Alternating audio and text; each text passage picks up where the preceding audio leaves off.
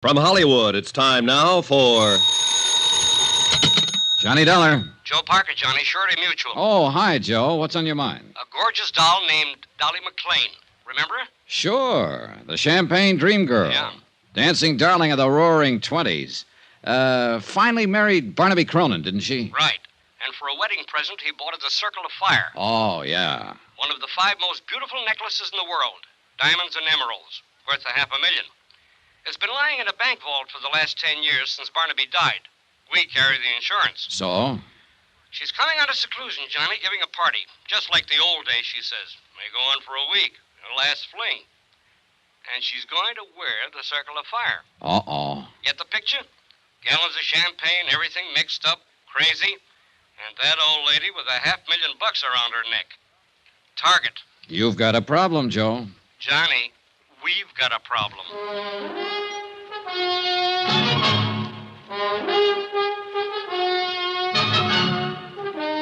Tonight and every weekday night, Bob Bailey in the transcribed adventures of the man with the action-packed expense account, America's fabulous freelance insurance investigator. Yours truly, Johnny Dollar.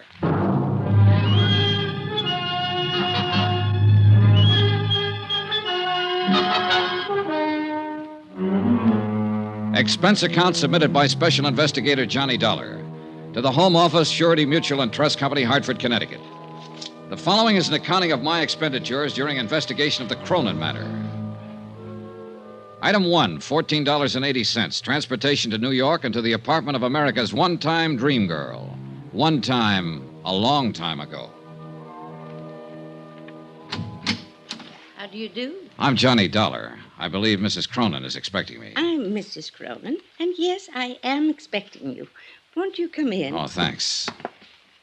I did have butlers and maids and such for years, scads of them. But since Barnaby passed away, I've just hibernated, you might say.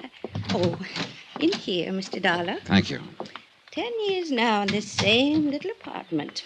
As you can see, I've just been living like a little mouse. It looks very comfortable. Oh, I suppose it's comfortable enough, but... Oh, Sylvia, I'd forgotten you were still here. Mm-hmm. But not for long, Mrs. Cronin. Oh, no, please stay. We'll have some tea or sherry or something as soon as... Oh, you two, do you know each other? No, I'm afraid we don't. Oh, but of course not. How could you? Sylvia, this is Mr. Dollar. Miss Blake. How do you do, Miss Blake? Hello. Mr. Dollar's here to talk to me about, something or other. I'm not quite sure what, as a matter of fact. It won't take but a few minutes. If Miss Blake would excuse us. Sure. Go ahead. Have at it. Well, if you'll come this way, Mr. Dollar. Don't you leave now, Sylvia. Not a chance. I just spotted your bottle of tea. I'll have 1 or 2 with soda, if you don't mind. What's so... Oh, I see what you mean. You young people. In here, Mr. Dollar. You by any chance Johnny Dollar? Yeah, that's right. Why, Miss Blake? Just wondered. Well, here's looking at you. And, brother, I wouldn't be in your shoes for $1 million. No? How about $500,000? That, I'll admit, might interest me. Well, shall we... After you, Mrs. Cronin. Thank you. Wonderful girl, a born comedian. Yeah, she's a scream. What is she, an actress? Oh, no, she writes things for magazines and things like that. Sit down, Mr. Dollar. She came to interview me one time. That's how I met her. I see. She wrote a piece about my necklace, the Circle of Fire. Sylvia Blake. Oh, sure. Articles about gems, famous stones, jewel robberies. That's her. Oh, she's fascinated by the subject. She's coming to my party. Oh. Why don't you come to my party, Mr. Dollar? Fine, I'd love to. In fact, that's why I'm here. Oh? Joe Parker over at Surety Mutual is kind of worried about this party, Mrs. Cronin. He's afraid you might invite people like me. What? I mean, people you don't know. You're a detective. In a way. I told Joseph how I felt about that. He's not going to send any detectives around snooping into things, spying on my guests, wearing the hats in the house. Huh? Oh, not that you're like that, of course. But it's the principle of the thing. Well, wouldn't you have a better time at your party if you knew you were safe? Mr. Dollar, it was at a party that Barnaby gave me the Circle of Fire. Our wedding reception. There were over 2,000 guests, 1,000 of them invited. And we danced. Oh, we danced all night. And the necklace was beautiful. And I was beautiful. Back then. True, but... And then afterward, at 4 o'clock in the morning, we drove through the park in a hansom. Just the two of us. And the driver, of course. And I wore the circle. And I was safe, Mr. Dollar. I was perfectly safe. Maybe you were just lucky that night. Barnaby was so wonderful. And he could make living so wonderful. Well, I don't doubt it. He was probably a man who could manage things pretty skillfully. He was running 2 railroads and a bank, all at the same time. Then I imagine he had no trouble arranging for your safety without even letting you know about it. You mean guards all around? It's possible. Yes, it is. He was like that. He never wanted anything to worry me. All right, Mr. Dollar. You win. Good. But it's only because of one reason. I like you. And I want you at my party. Thank you, Mrs. Cronin. Oh, you're going to love every minute of it. It's up in the Adirondacks. Our old summer place. Joseph told you, I suppose. Yes, he did. Mrs. Cronin. And the people I've invited, hundreds, literally. People I knew in the old days. Of course, a lot of them won't come, but, it was strange. So many of the letters came back undelivered. Mrs. Cronin. Oh, Sylvia, I didn't hear you. Come here. I'm the sneaky type. You've got a visitor. Says he's an old friend. Really? Well, I suppose I'd better see you. You'll excuse me, Mr. Dollar. Sure, go ahead. You and Sylvia talk to each other. I brung the bottle in case you're interested. Short on the soda. Right.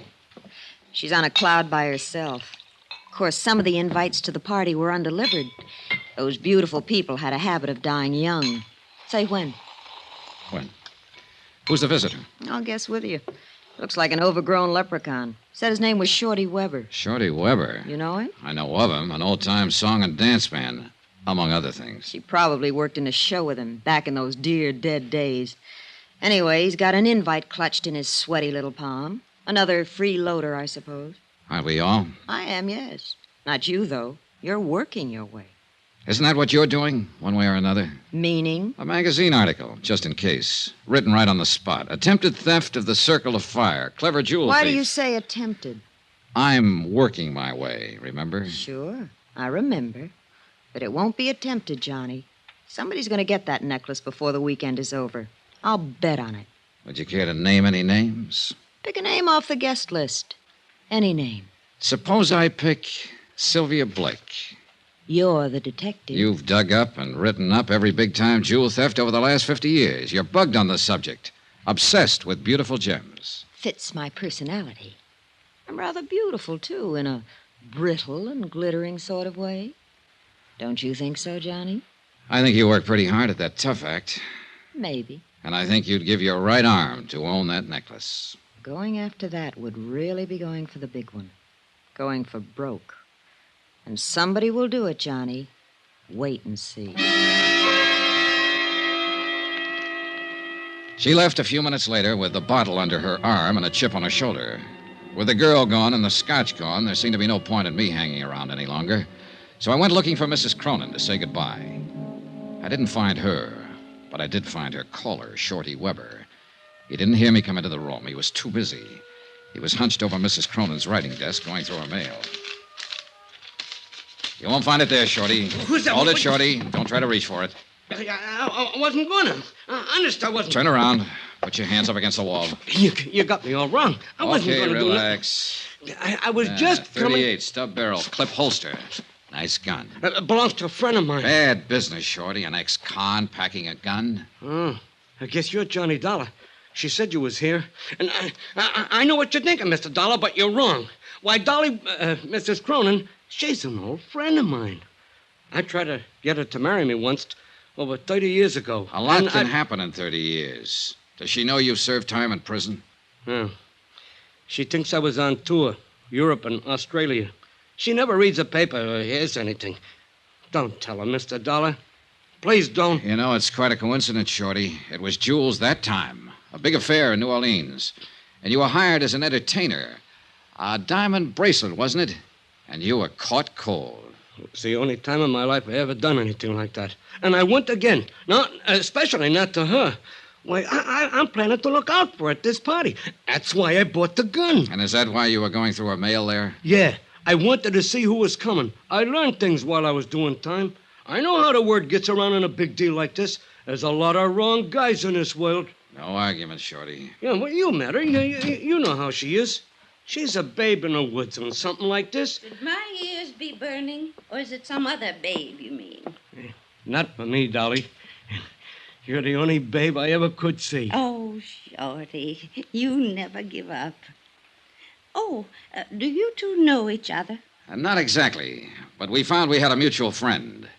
A certain state prison warden. Oh, how nice. Shorty's always doing benefits at those places. Dolly. Yeah, that was it. He did a benefit there. Oh, well, I'll bet you went over big. Well, you know. You're too modest, Shorty. Why, they loved him, Mrs. Cronin. Hated to let him leave. Yeah.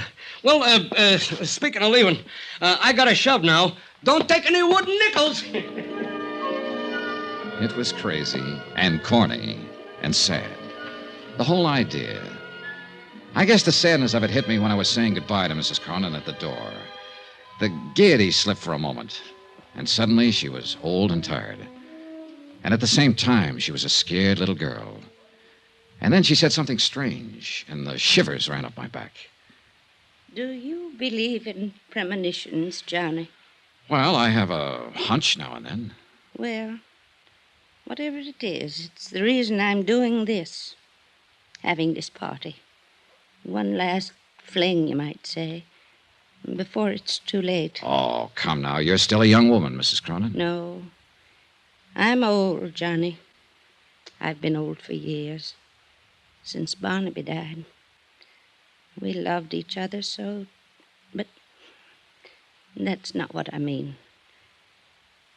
I've had this premonition lately. What sort of a premonition? That something awful, something terrible is going to happen to me.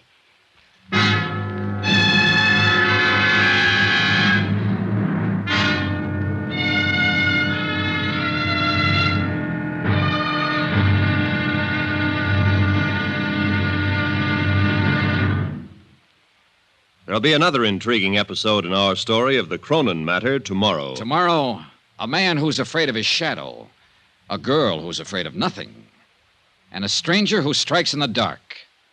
Join us, won't you? Yours truly, Johnny Dollar. From Hollywood, it's time now for... Johnny Dollar. Mr. Dollar, this is Jason Prell. Jason I Prell. manage Mrs. Cronin's trust fund. Oh, sure. We haven't met, of course, and I know that I'm overstepping the ordinary bounds of propriety, but I simply have to talk to you immediately, if possible. Well, can't it wait until train time? You're going with us up to a party in the Adirondacks, aren't you? Yes, I am, but it'll be too late then to make very much difference. Well, maybe you could tell me the general idea of what you I want. understand Mrs. Cronin has authorized you to obtain the Circle of Fire from the bank and to keep it in your possession until she wears it at the party. Yeah, that's right. Don't do it. Leave the necklace where it is. Why? It's a long story, Mr. Dollar, and it goes a long way back. The whole thing is a lot more complicated than you realize. Well, I'm beginning to realize it. Just exactly what is it you're worried about? I'm worried about Mrs. Cronin's sanity.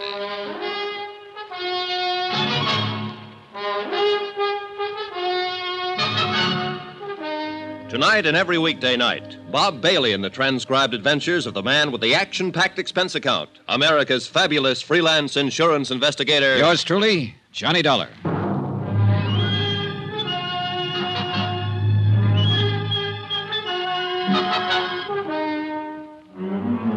From Special Investigator Johnny Dollar, New York City, to the Home Office Surety Mutual and Trust Company, Hartford, Connecticut.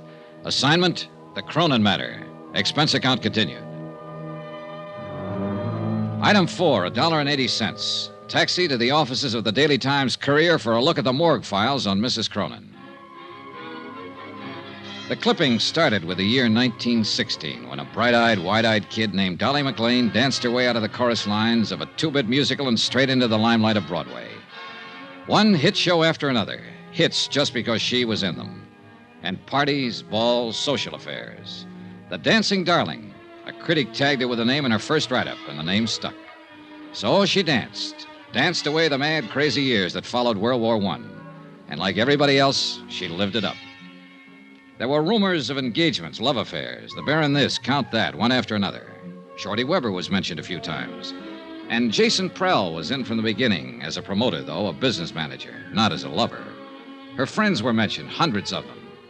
Then Barnaby Cronin came into the file. Boy wonder of the business world, the golden prince.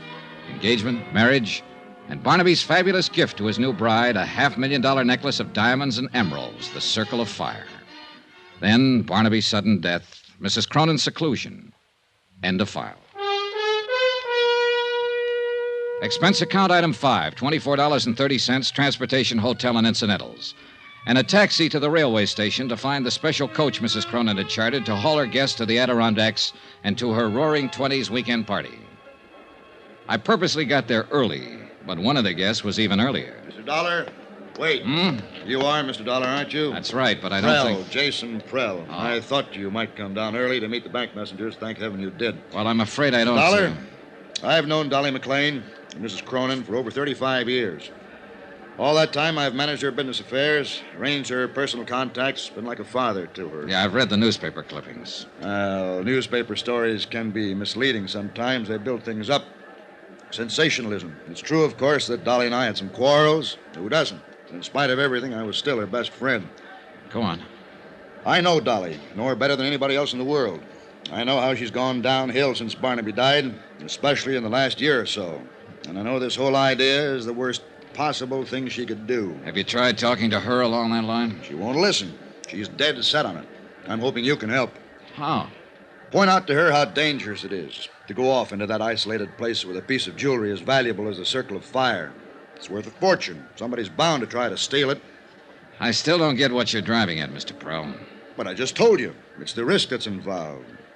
To whom? Mrs. Cronin, of course. She knows about the risk. She's willing to take it. She doesn't know what she's doing. Hey, you said something on the phone about her sanity.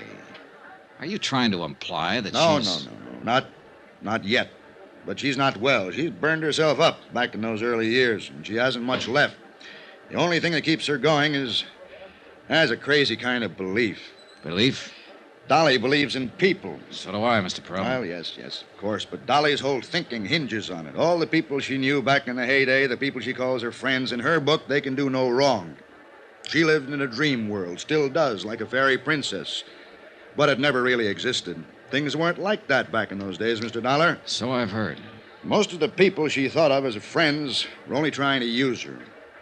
Barnaby and I would block them off, take care of things when things had to be done, and let her go on living happily in her never-never land. And now, that's the only land she has to live in. Is that what you mean? Exactly. Why, some of those friends would cut their mother's throat for a tenth of the value of the Circle of Fire. Those are the guests she'll have at their party.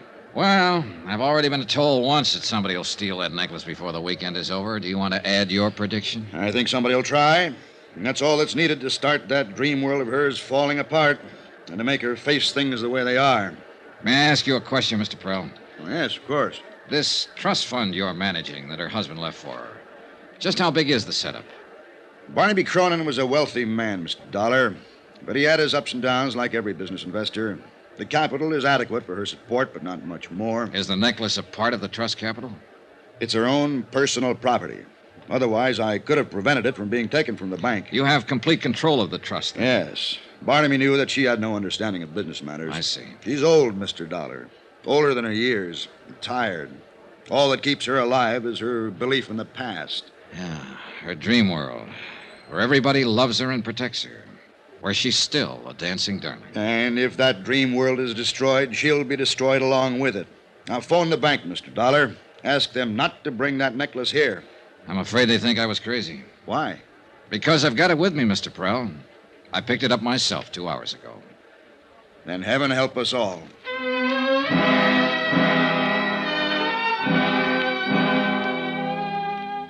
The convention coach Mrs. Cronin had chartered for the run to the Adirondacks was arranged with a long aisle of individual staterooms and a main lounge area at one end.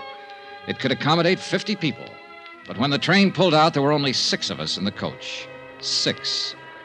Out of the hundreds of friends she'd had in the old days when she was in the big time and on top. And even out of the 6, 3 of us were new acquaintances, people who hadn't known her back when. I was there, of course, because I'd been hired to be there to protect her fabulous necklace. And Sylvia Blake, still playing it tough and cynical, was probably hoping for a magazine article, or hoping for something. But the third newcomer, there was the question mark. Oh, I think this whole thing is just too exciting for words. Don't you think it's too exciting for words? Well, I know who you are, of course. You're Mr. Johnny Dollar, and you're supposed to protect those fabulous jewels. And I'm Laura Dean. And I think we ought to call each other Laura and Johnny, because after all, it's a party, isn't it? Up till now, I was having doubts. You're, obviously not one of Mrs. Cronin's friends from the old days. Oh, no, I just met her back there at the station. You what? Well, I talked to her on the phone, of course. She sent an invitation to my aunt, who was a very dear friend of hers. Only they hadn't seen each other for years, and she didn't know my aunt had passed on over a year ago. So I phoned her and told Mrs. Cronin, I mean. And she said for me to come to the party, she'd like to meet me. And I wouldn't have missed it for anything. Yeah, well, Johnny, do you think they'll really have champagne in bathtubs like they used to back in her time? If they do, it'll get awful wet out. There are only 6 of us to drink it. Oh, gosh, I don't see how you can call 6 people a party. Well, the thing is, we'll all be in there trying hard. Now you're joking me. I'll bet you're fun at a party. Oh, wait till you see the act I do with the lampshade. Who did you say your aunt was? I don't think I said who.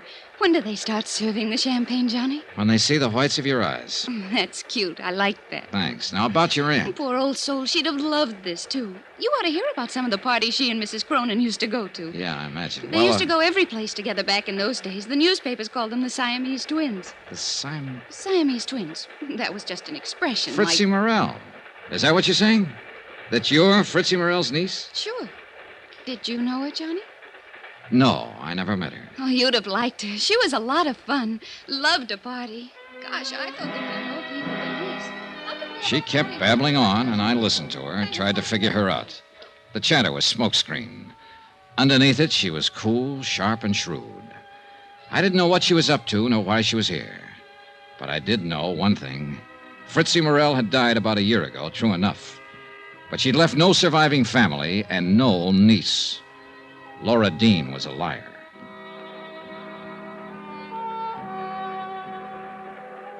I hadn't seen Mrs. Cronin since we pulled out of the station. She'd greeted us, then gone right to her stateroom and stayed there. And when I saw Jason Prell come hurrying from that direction, I could read the look on his face even before he reached me. Mr. Dollar, please. Mrs. Cronin? Yes, go to her at once. What is it? What's wrong? She was suddenly taken ill, very ill. Hurry.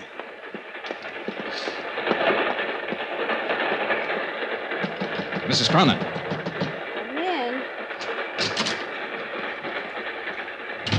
Oh, I'm all right now. Oh. It was just nerves. I've had it before. My doctor in New York gave me some tablets to take whenever... Are these the tablets? This bottle here? Well, yes. You know what they are, Johnny? Yeah, I know. All right. So he does say it's my heart. But he's wrong. It's just nerves. Yeah, sure. That's not why I sent for you, Johnny. You have the necklace. Yeah. Want to see it? No, I'll wait until it's time to wear it. Johnny, I've written something here. I'm going to sign it, and I want you to sign as a witness. Well, all right. Unless you'd rather have Jason Prell. No, Jason would argue about it. There. Now you sign. There you are. Keep it for me. Do you mind if I know what I've signed? Of course not. Read it if you like. In the event of my death, I, Dolly Cronin, being of sound mind, bequeath the necklace known as the Circle of Fire to Sylvia Blake. Sylvia loves jewels. She'll appreciate it. Yeah, I imagine she will. She's not to know about this, you understand, because, of course, it'll be years before she gets it. Oh, sure it will. Now, you'd better try to get some sleep. I'm going to. And thanks, Johnny. It was nothing. You know something? I was heartbroken when they didn't show up at the station. All my old friends. But I've been lying here thinking, and I've finally figured it out. Oh? They all went on ahead. They'll be waiting at the house. They're trying to surprise me. Don't you think so, Johnny? I said, yes, I thought so. But I was lying because I didn't think so. But she was still a dancing darling, and she had that way about her. You wanted to protect her.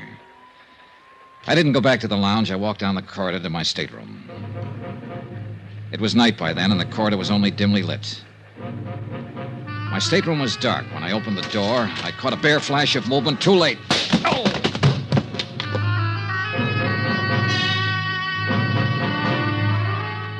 When I came to minutes later, I was lying on my stateroom floor, blood seeping from a cut in my head.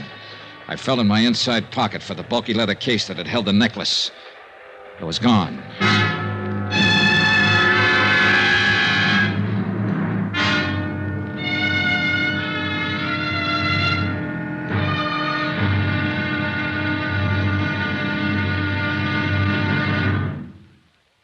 There'll be another intriguing episode in our story of the Cronin Matter tomorrow. Tomorrow, an old love and an old hate. And violence breaks out at midnight. Join us, won't you? Yours truly, Johnny Dollar. From Hollywood, it's time now for... Johnny Dollar. Hello. Dollar? You're the Mrs. Dollar that's been trying to phone me? Is this Dr. Bigby? That's exactly who it is, and I'm very busy right Look, now. Dr. Bigby, I want you to come out here just as soon as possible. It's the old Cronin summer place, about 5 miles up the river from where... Oh, I know where it is, I know. What are you doing up there? The house has been closed for years. Mrs. Cronin opened it up for a party this weekend, but she was taken ill on the train coming up, and I want... Is Dolly out there? Yes, she's the one I want you to look at. So she's back. After all these years, she's come back. She had a prescription from her doctor in New York, but she's taken the last of it. It's apparently her heart. I'm sorry, Mr. Dollar. I'm very busy tonight. Oh, what? Much too busy, and then there's a storm coming up, and I have a patient someplace, I think. Now, wait a second. If you're a friend of Dolly's, Mrs. Cronin's, do one thing. Take her back to New York.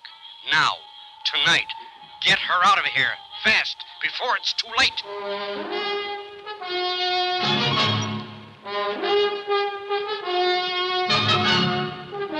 Tonight and every weekday night, Bob Bailey in the transcribed adventures of the man with the action-packed expense account, America's fabulous freelance insurance investigator. Yours truly, Johnny Dollar.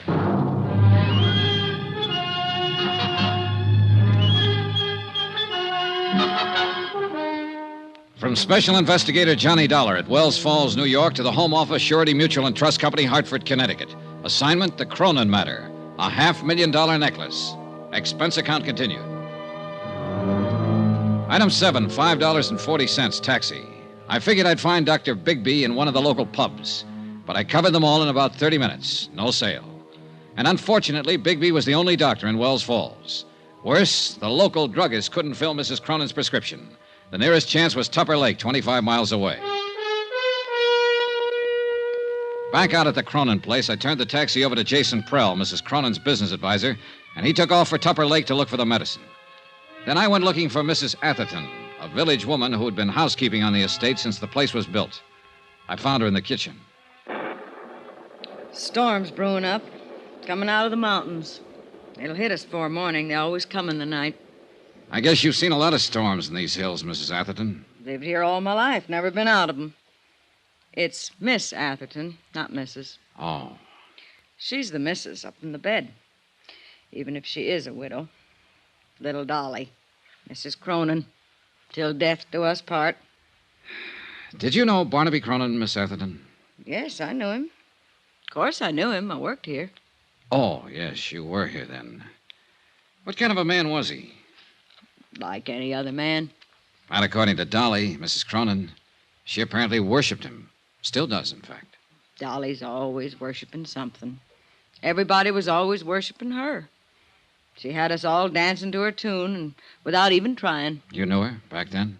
She was born and raised here in the village. I thought everybody knew that.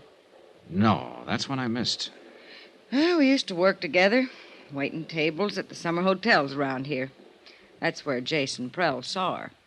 Told her she ought to be on Broadway. She left the town the next week. Didn't come back again till after she and Barnaby was married. And she got him to spend a fortune to build this place for her. Well, I guess he had the fortune to spend. Oh, yes. She married well. Count on Dolly for that. Always got whatever she wanted and never even had to ask. Things were just given to her, always. Yeah, probably so. But she's been pretty generous herself. Like keeping you on here, for instance, when the house has been closed up for years with nobody using it. Oh, she's the dancing darling, all right to the end. Well, now, if you'll excuse me. There was something else I wanted to ask you, Miss Atherton. I'm not one to talk ordinarily, but you got me started. Well, this is not about Mrs. Cronin, at least not directly. She was taken ill on the train. I don't think it's serious, but I wanted a doctor to look her over. The only one in the village seems to be a man by the name of Bigby. Bigby? He's the coroner here, but he's not a doctor. No? Oh, not anymore. Still calls himself one, but he lost his license 10 years ago. He's a drunken sot. Yeah, I kind of figured. But he sobered up fast when I told him on the phone that the patient was Mrs. Cronin. He refused to come out, told me to get her away from here fast, and then he hung up on me. Forget him. He couldn't do her any good. But I'd like to know why he acted that way. Do you happen to know any reason? Bigby is a drunk. Who knows what his reasons are? I thought you might. Better ask him. What difference does it make anyway? He can't help her. Nobody can. What do you mean? She's come back, finally. For the first time in all these years. Took sick on the train. That wasn't any surprise to her. She knew it was going to happen. Well, I guess she halfway knew. She knew. It's like with an animal. When it's hurt or sick and it comes home to die, and that's what she's done. She's come home to die. No, I think you're wrong there, Miss Atherton. I don't think she's anywhere near that sick. Barnaby didn't think so either when he came back here to die. Barnaby died here? Yes, in this very house. A heart attack, it was called. He came up on the afternoon train and... That's strange. It was the same kind of night. A storm like tonight. Strange how things move in patterns. Were you here with him, Miss Atherton? Barnaby died alone. And the doctor? Bigby?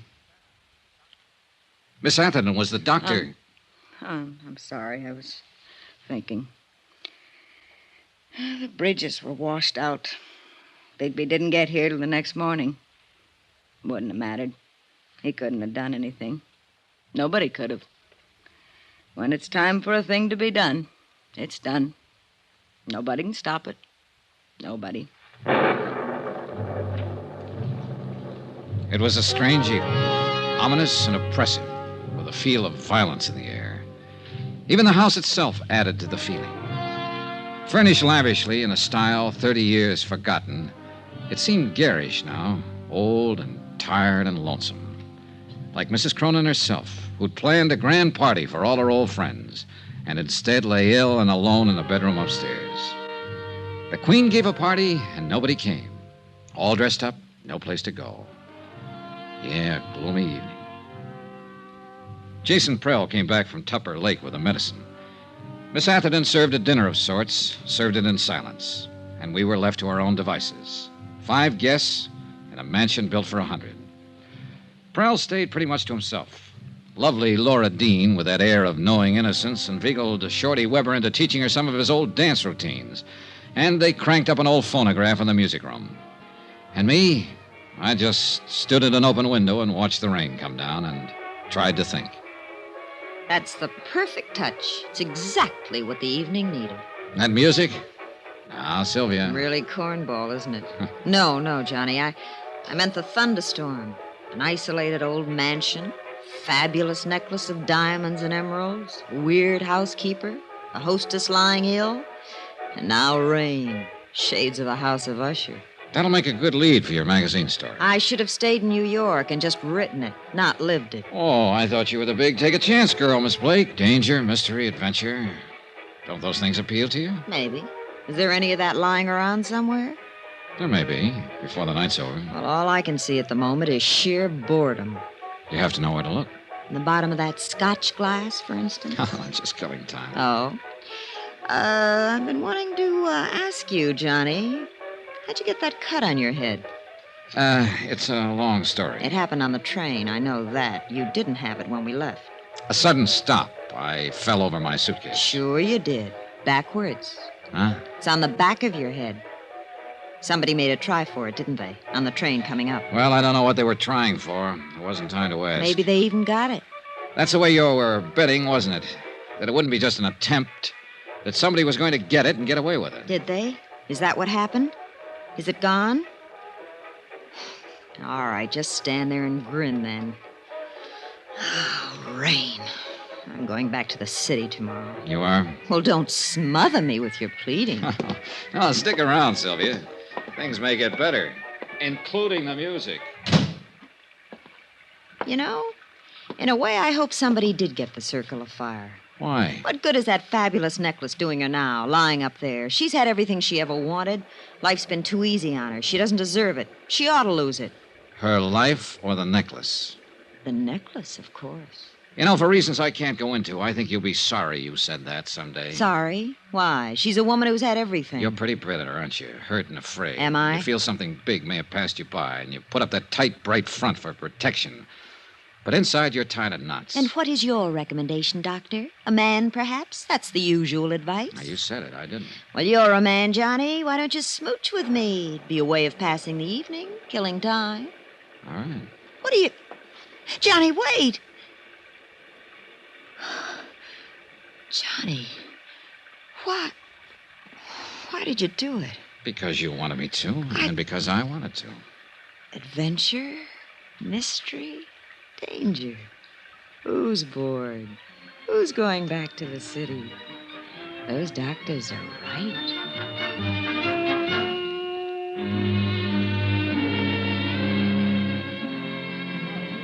Mr. Dollar, could I talk to you for a minute? Why not, Shorty? What's on your mind? I don't know exactly why you called us all together in It here. was Mrs. Cronin's idea. She set it up with me earlier. Well, it ain't got nothing to do with what I want to say.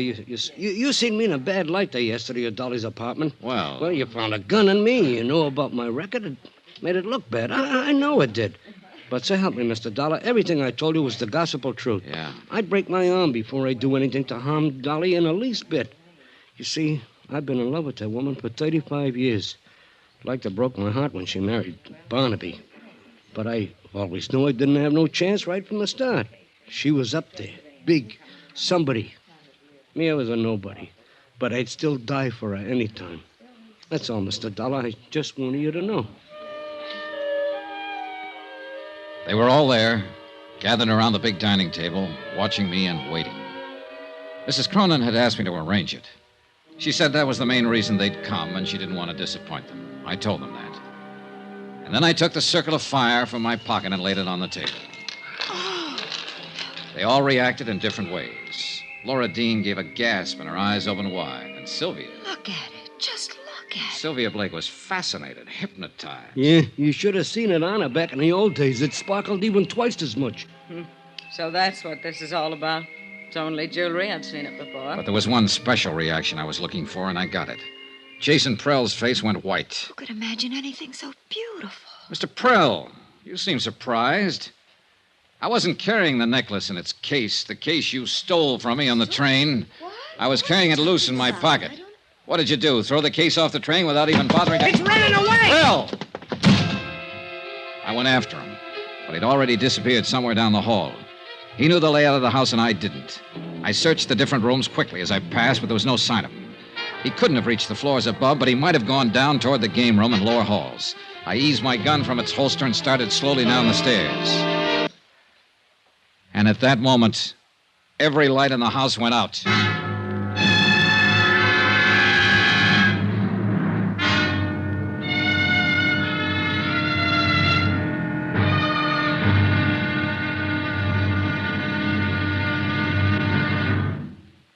There'll be another intriguing episode in our story of the Cronin Matter tomorrow. Tomorrow, a white lie, a bullet from the darkness, and death comes in out of the rain. Join us, won't you? Yours truly, Johnny Dollar. From Hollywood, it's time now for... Johnny Dollar. Hello, Sheriff. I can't hear you for the storm. We were cut off before. Hello? Is that you, Sheriff? I said... Hello? You get cut off again, Mr. Dollar? Not this time, Shorty. Somebody cut the wire. The phone's dead. Then we got no way of getting White out, no way of getting help. No, not at the moment. And he's out there in the dark somewhere. He's got a gun in his nose. Tell him what he may try and do. Shorty, get away from that window.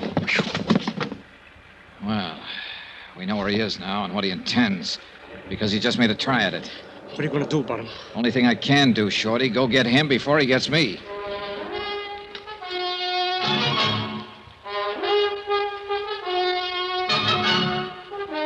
Tonight and every weekday night, Bob Bailey in the transcribed adventures of the man with the action-packed expense account, America's fabulous freelance insurance investigator. Yours truly, Johnny Dollar.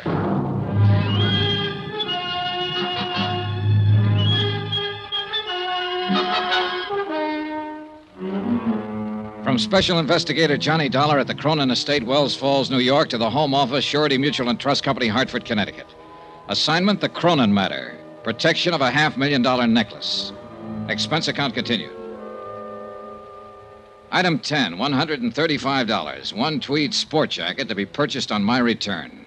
Both lapels and one shoulder ripped by a bullet. Also one pair of slacks to match. Destroyed a few minutes later in the mud, slush, and underbrush in the grounds of the Cronin place while pursuing a suspect who'd already tried twice to kill me and who made a third go at it when I stepped out of the side door of the house. Shorty, away from the door, quick. Whew, boy, that was close. Yeah, he could see the door opening, but he can't see us, not in this mess. He's desperate. He's shooting blind. Look, Shorty, why don't you go on back in the house? There's no reason for you taking chances like this. You're taking them? With me, it's a job of work. I get paid for it. I told you earlier how I felt about Dolly, I mean. I don't know what Jason Prell's game is, Mr. Dollar, but if it's against her, then I'm against him. I'm staying. All right, it's up to you. Thanks for giving me my gun back. Emergency, that's all. You've got a prison record, Shorty. You know what it means if you're caught with a gun. Yeah, I know. Hey, good. I figured Prell would give himself away if he kept that up. I got him spotted now. Where? At the base of that tall pine, a little to the left. Watch for it, the next flash of lightning. There, yeah, now I see it. I know the one you mean. Then stay here and keep him pinned down. It's a good spot. You've got cover from the wall of the terrace there. What are you going to do? Circle around and come up beside him. Just throw a shot at the base of that pine tree now and then. Keep him tied down. Keep him busy. You got it? Right. And good luck. I left the shelter of the house and started edging through the shrubbery. The undergrowth was a regular jungle. It would have been impossible to slip up on Prell without his hearing if it hadn't been for the storm. Shorty Weber fired now and then at the pine tree. And twice Prell fired and answered. Jason Prell, so-called friend of old Mrs. Cronin, knew I had him tagged. At first, I'd been guessing mainly, but he didn't know it. And he'd lost his head and made the guess prove out. And now he was apparently ready to risk murder or death rather than face a prison term. I was within 30 feet of him. He hadn't heard a sound. He was still firing at Shorty over on the terrace. His back was turned partly toward me. He didn't know I was near, so I leveled my gun. Get your hands up, Prell. Drop that gun. You're covered. He whirled, peering into the darkness of the bushes, trying to see me. He knew I was close, but he couldn't tell where. He raised his gun, started to turn, and I'm not quite certain what happened next. The light was bad, and I could hardly see him. Whether he stumbled accidentally or what is something I'll never know. All I know is that when I walked over to him, he was dead.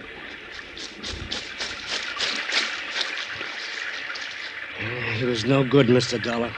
I always thought so, but Dolly swore by me. He had her fool. What about Barnaby, her husband? He couldn't stand Prell at first. Later, they got us thick as thieves. Yeah. Well, it's a mess, Shorty, a real mess. Old things that should have stayed dead and buried on the bottom, they're all coming to the surface now. Tell me something, Mr. Dollar. Yeah? What about Dolly? Is this thing going to kick back on her? Will she get hurt by it? Yeah, Shorty, I'm afraid she will. Pretty badly.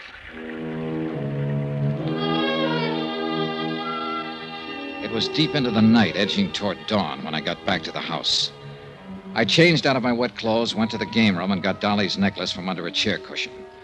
I'd stuck it there when Prell had pulled the main switch and put the lights out. Then I went upstairs to look in on Dolly Cronin, quietly, just to check. But it didn't work out that way. Johnny, is that you? Yeah. I didn't mean to wake you. Oh, you didn't. I've been awake most of the night. Come on in, Johnny. All right. How you feeling? Oh, just fine. There's nothing wrong with me. I feel fine. Good. Isn't Laura Dean a nice girl? Huh? Yes, she is. And I'm glad she came. Company for you, Johnny. Oh, yeah. Quite a storm we had, wasn't it? Oh, it was beautiful. All that lightning, wind, and the thunder. Oh, I haven't seen such a beautiful storm since I was little. Johnny, thought I heard shots a while ago. Shots? Outdoors, off toward the woods somewhere. Oh, it might have been lightning, thunder. Sounded like a gun, like somebody shooting. Well, sound plays funny tricks up here in the mountains. I guess so, but... Well, I've been thinking back over the past so much that makes the present a little unreal. I'm afraid the past is about all I have left now. Now, don't be so quick to sell this future of yours short. You've got a lot of years yet, good years. Well, I had a lot of good years.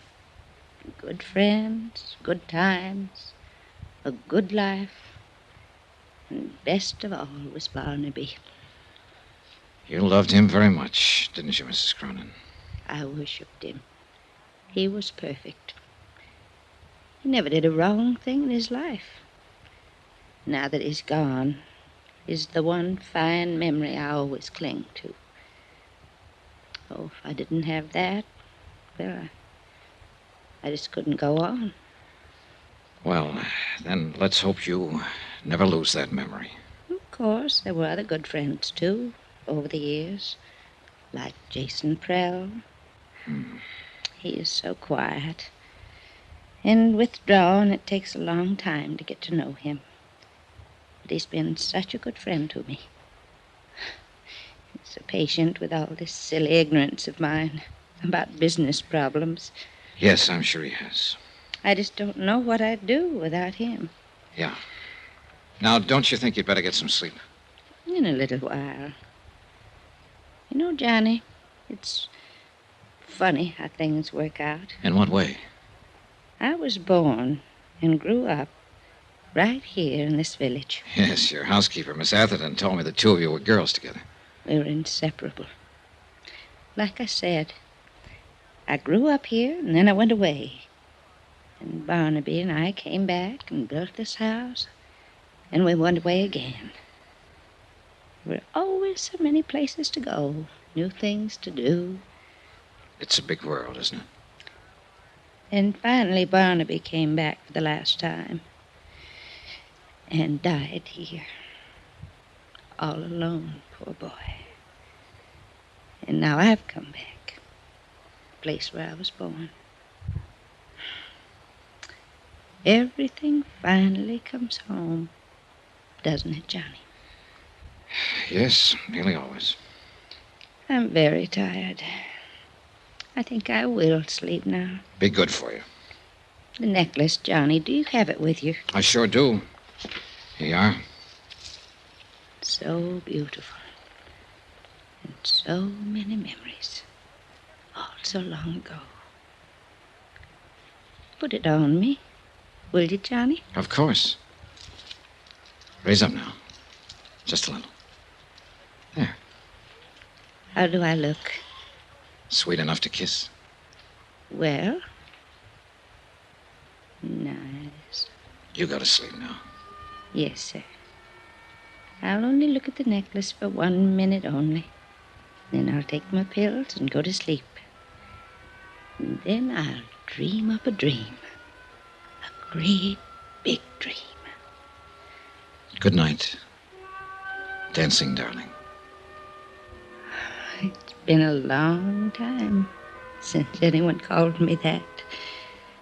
A long, long time. Good night, Johnny. And thank you. I left her and went downstairs and rustled myself a pot of coffee. I sat down by an east window and drank it cup after cup and watched the morning sun come up. Dream a big dream. Well, before many more hours, she was going to need a big dream. There was no way of keeping it from her, all of it. The fact that Jason Prell was dead, shot, that he'd attempted murder and tried to steal a necklace. And worst of all, that her beloved Barnaby had probably been as big a crook as Prell. Is it all right if the girl who can't sleep sits this one out with you? Sure. Pull up a chair, Laura. Like some coffee? Just black, thank you. I guess it wouldn't do much good to ask you what's been going on around here all night. Something has? Like I said, I guess it wouldn't do much good. Here's your coffee. Oh, thanks. That's how I found you. Just followed the smell of this coffee. Good. I guess if I said I heard somebody shooting up the place during the storm, you'd just say, really? Never used the word. And I guess if I showed you that broken window over there, you'd say maybe a pigeon flew in. Might if I happen to think of it. I'm sorry all this kept you awake. Oh, don't apologize. I probably wouldn't have slept anyway. Why not? Guilty conscience? Don't be silly. I didn't even do it. Do what? Whatever it is I'm supposed to feel guilty about. Lying is what I had in mind at the moment. Oh, I do that all the time, but I never feel guilty about it. I just call it making up things. Like claiming you were the niece of Fritzie Morrell, Mrs. Cronin's oldest friend. Gosh, went down my windpipe. Like claiming you're Fritzie Morrell's niece. Mostly I drink tea, but you already had the coffee Like made. claiming you're Fritzie... All right. How'd you find out? Nothing very spectacular. She just didn't have a niece. I wasn't sure, but I thought she must. Everybody her age has at least one niece. What was the idea? Well? Well, I lived in the same rooming house she did. She liked me, talked to me a lot before she died last year. So when the invitation came last week, I got the idea of going as her niece. I didn't mean any harm by it. I just wanted to go to the party. All right, relax. That's about the way I figured it. Well, it turned out to be quite a party, didn't it? I hope I never see another one like this as... Johnny, what's wrong with her? It was Miss Atherton. I got up slowly from my chair as she walked toward us and then stopped a few feet from the table. Her eyes were fixed on something far away, and the look on her face was strange and grim. I think I knew even before she spoke. Mrs. Cronin is dead.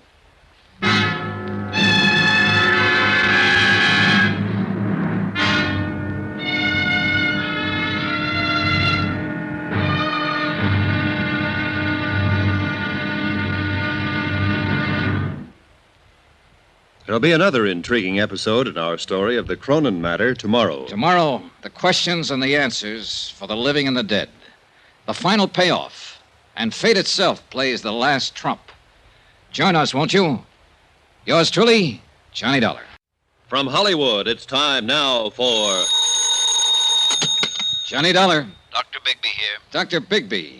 I'm asking you for the second time now to come out to the Cronin place. I told you last night, Mr. Dollar. The circumstances are different now, a lot different. We don't need a doctor. We need a coroner. A coroner? Where are you calling from? The operator told me the phone out there was out of order. It is. I'm at a forestry station a mile down the road. Jason Prell cut the wires last night before he was killed. Jason killed? Shot to death during the storm. So that's how he ended up. It took a long time, but everything finally comes home. Yes, Mrs. Cronin said the same thing an hour or so before she died. Dolly, too. Her heart, Mr. Dollar? In a way, maybe. The dancing darling. Finally at rest. She... What do you mean, in a way? Dr. Bigby, Mrs. Cronin was murdered.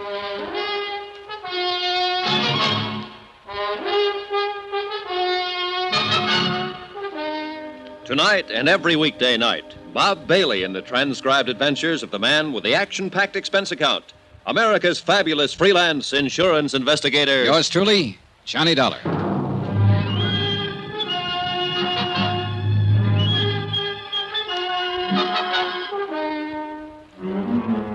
From Special Investigator Johnny Dollar at the Cronin Estate, Wells Falls, New York, to the Home Office, Surety Mutual and Trust Company, Hartford, Connecticut. Assignment, the Cronin Matter. Expense account, final page. Item 13, 10 cents. A half pack of cigarettes I left with a farmer who gave me a lift back from the forestry station. The price of my own feelings at the moment would have been lower. About 8 cents lower, in fact. I brewed another pot of coffee and sat down to wait for Bigby. But this time I laced the coffee with brandy. The sun was up by then, clear of the horizon, bringing a bright new morning and a brand new day. The storm was long over, and the world sparkled and danced. But too much of the night was still with me, and the past still too much alive. And yet, maybe Dolly Cronin was better off. She was a part of that past now, where friends were always true, and every minute of life was even more wonderful than the last one. And where she was still and forever, the dancing darling. Good morning, Johnny. Oh, hi, Sylvia. I'm in the coffee business this morning. How about it? Please. Having yours with cream, I see. Yeah, bad night. Shall I make yours the same way? Right. I had a bad night, too. Thanks. You look real beat, Johnny. Couldn't be any beater. Something pretty terrible happened last night, didn't it? Yes. Jason Prell is dead. Oh. And Dolly Cronin is dead. Oh, no. I loved her, Johnny.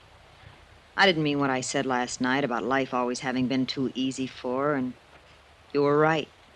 It was just being frustrated, tied in knots and covering up. I loved her. She was sweet. Yeah, she was quite a girl. She had something, I don't know. She had love. She loved people, and they loved her in return. Maybe so. Anyway, I guess this belongs to you now. The necklace? The circle of fire? What do you mean it belongs to me? She made a will last night. I witnessed it. She left the necklace to you. I just can't believe it. Johnny, can I put it on? Why not? It's yours. She wanted you to have it. You look good in it. I just can't believe it, Johnny. Well, before you get carried away too far, maybe you'd better brace yourself. Oh, it's not mine after all. Oh, it's yours, all right. But it's not real. What? It's a good copy, worth maybe $400 or $500, but that's all. Well, I don't understand. It's so well known. The circle of fire. It's been written up over and over. Yeah, from old records. But nobody's really examined it for years, since before Barnaby Cronin died. It's been locked up in a bank vault until I took it out. Was there ever a real one? Yes, originally. But it was broken up and disposed of years ago. Jason Prell knew it, was in on the substitution, I suppose. That's why he was so desperate to steal it from me and get rid of it before I found out it was a copy. He knew that if that deal came to light, it would call attention to some of his other activities, worse ones. What do you mean? Prell had complete charge of Mrs. Cronin's estate. He told me it was worth practically nothing. But according to records I saw in New York, it amounted to over $1 million in the beginning. He was stealing her blind all these years. Oh, it was easy. She was alone in the world, knew nothing about business. She trusted him, thought he was her friend. She trusted everybody, much too much. Well, she sure trusted the wrong ones, including her husband. Barnaby? Sure. What do you think disposed of the necklace and slipped her a copy after making such a big deal out of his fabulous wedding gift? A phony. And she worshipped him. The king. In her book, the man who could do no wrong. Well, in the business book, he didn't do much else but wrong. According to the records, most of his deals were pretty shady, especially after he and Prell teamed up. Yes, Miss Atherton? Dr. Bigby is here to see you. All right, show him in. Mr. Dollar, I wouldn't believe too much of what he says. He's a chronic drunk. Yes, I remember you telling me. Show him in. Yes, sir. Well, I was just thinking, Johnny. Mrs. Cronin didn't know any of this, I assume. no, she was safe in her dream world. And she thought she was giving me the real necklace. That's right. It's crazy. And kind of wonderful, isn't it? Just like that, she gave me something she thought was worth $500,000. Just because I was nice to her and liked her.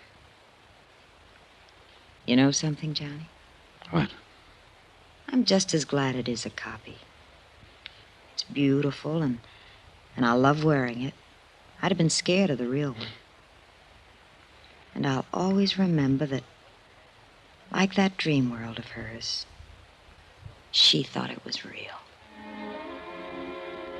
One more question left, but a big one. The question of murder. And I already had the answer. I was sure of it. And I knew there was nothing I could do about it. Dr. Bigby was a man under 60, but he looked years older, a harried man, tired and worn. He sat down for a moment and we talked. And I began to realize that here was another man who'd been under Dolly Cronin's spell, and who was shocked and hurt by her dying. It was a remarkable thing and a difficult one to explain, Mr. Dollar. Like many another, I suppose, I often wondered why I felt the way I did about her. It was a sort of magic she had. Yeah, I know. Even as a girl here in the village, she had that same power and had it without knowing it. Everybody loved her. No, not quite everybody. At least one person didn't. Yes, you mentioned on the phone the word murder. That's right, Dr. Bigby. Who killed her? A man we can't touch because he's already dead. Jason Prell. Well, he's done about everything else, I guess. I wouldn't put it past him. What do you base it on, Mr. Dollar? A bottle of pills. Prell supposedly went to Tupper's Lake last night and got a prescription filled from Mrs. Cronin. She took some of it this morning, an hour and a half before she died. There it is. I'd seen the bottle on the train coming up with a few tablets left on the same prescription. And these are different. Well, you're right on one count, Mr. Dollar. Those aren't what the prescription calls for. What do you mean, one count? I talked to the druggist at Tupper's Lake on the phone last night. He told me about Jason being in. All right, it still stands. He had the prescription filled and then changed the tablets, substituted these. It's possible. Would you happen to know what they are without having them analyzed? I've got a pretty good idea, but I'll wait until I've examined her before I'll say positively. Mr. Dollar, I'd like to explain why I wouldn't come out when you called me last night. Yeah, I wish you would. I'd been drinking. So I gathered. I'd been drinking that other time, too, and I'd made a mistake. I didn't want to make another one. Just what do you mean? When Barnaby Cronin died here, I signed the death certificate. Yes, I know. I hadn't treated him. He was dead when I came out. I called it a heart attack. I was drunk, and I was wrong. Barnaby was poisoned. Go on. I didn't suspect it until later, and then I was afraid to do anything about it. I'd signed that certificate, and I knew it would break me. So I kept still, and I consoled myself with drink. And finally, it broke me. So the same end result was achieved. Look, Dr. Bigby, if Barnaby Cronin was here alone, then how was he poisoned? Alone? He wasn't alone when he died. She was here with him. Mrs. Cronin? Of course not. Why do you think he was always making trips up here, always by himself? I didn't know he was. For years, every week or two, the whole village knew about it. She was here with him that night. She's the one who called me, asked me to protect her good name. She's the one who poisoned him. And now she's had another try with the same poison. But why? Ask her why. Ring for her and ask her. That won't be necessary. Well, I'll go on up and make my examination. Well, Miss Atherton, I'm asking, why? He was planning to break off our relation. He told me that night. She'd finally won. That silly little fool had finally won. But I didn't let her win. I killed him. You're confessing to murder, you know. It doesn't matter now. I've accomplished everything I meant to accomplish. So it was you who changed the tablets in her prescription bottle and substituted the poison. Of course. It was so easy. For once in my life, things were just as easy for me as they'd always been for her. Will you have the sheriff come out, Mr. Dollar? I'd like to make my confession.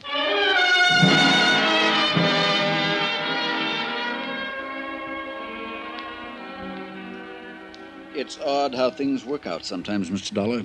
Yeah. Mrs. Cronin said something like that last night. I was pretty certain when you showed me the tablets, but I wanted to make my examination first. What do you mean? After Barnaby died and I started to suspect Miss Atherton, I managed to steal the poison from her in order to analyze it. I substituted harmless tablets of the same general appearance. And those are what she's kept all these years? What she gave to Mrs. Cronin? That's right. They were perfectly harmless.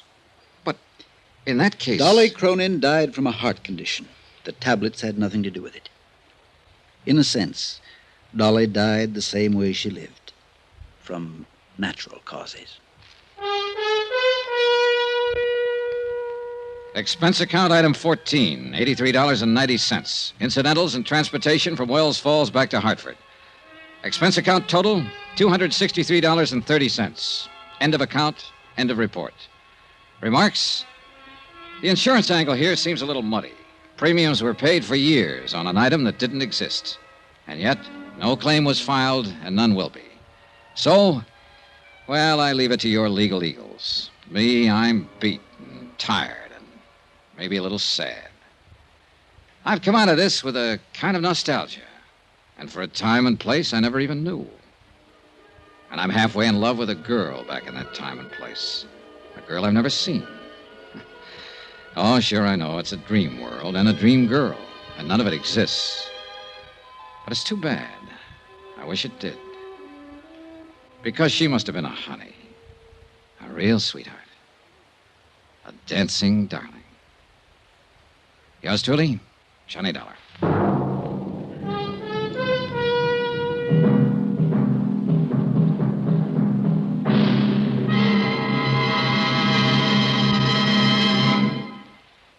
Remember, please, there'll be a new exciting story on Johnny Dollar beginning next Monday. Next week, the story of a man worth $50,000 who didn't have a cent to his name.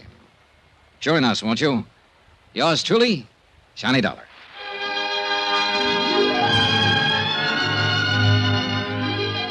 Yours truly, Johnny Dollar, starring Bob Bailey, is transcribed in Hollywood. Written by Les Crutchfield, it is produced and directed by Jack Johnstone.